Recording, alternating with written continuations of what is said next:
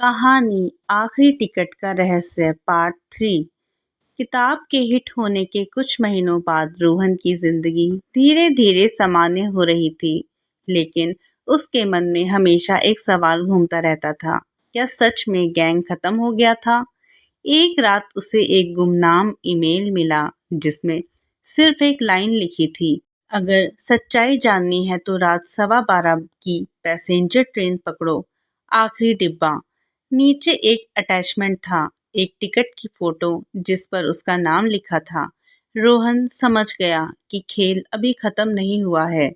उसने इस बार पुलिस को तुरंत शामिल नहीं किया, क्योंकि उसे थोड़ा सा शक था कि कहीं अंदर से ही कोई जानकारी लीक हो रही है। उसने तब तय किया कि वह खुद अंडरकवर जाएगा। रात 12:15 की ट्रेन लगभग खाली थी।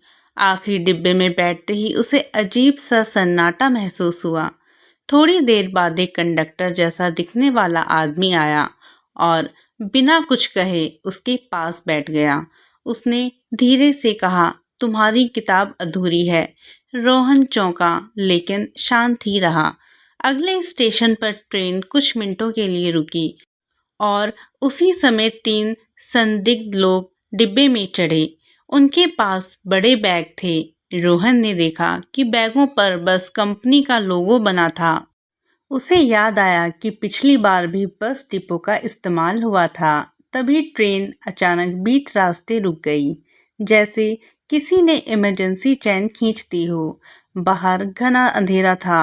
वे लोग जल्दी से उतरकर पास खड़ी एक मिनी बस में बैठ गए, जो पहले से इंतजार कर रही थी।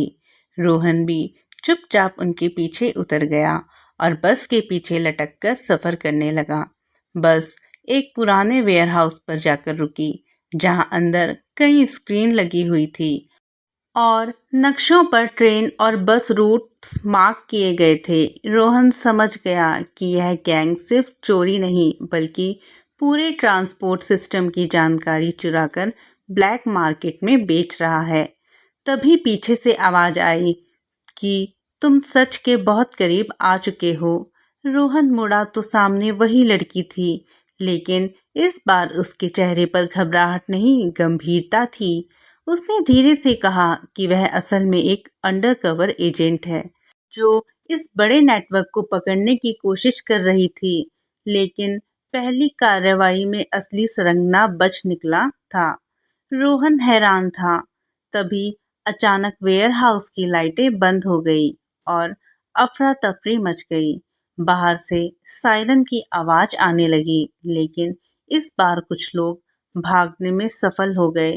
लड़की ने रोहन का हाथ पकड़ के उसे एक गुप्त रास्ते से बाहर निकाला और कहा, अभी सब खत्म नहीं हुआ है।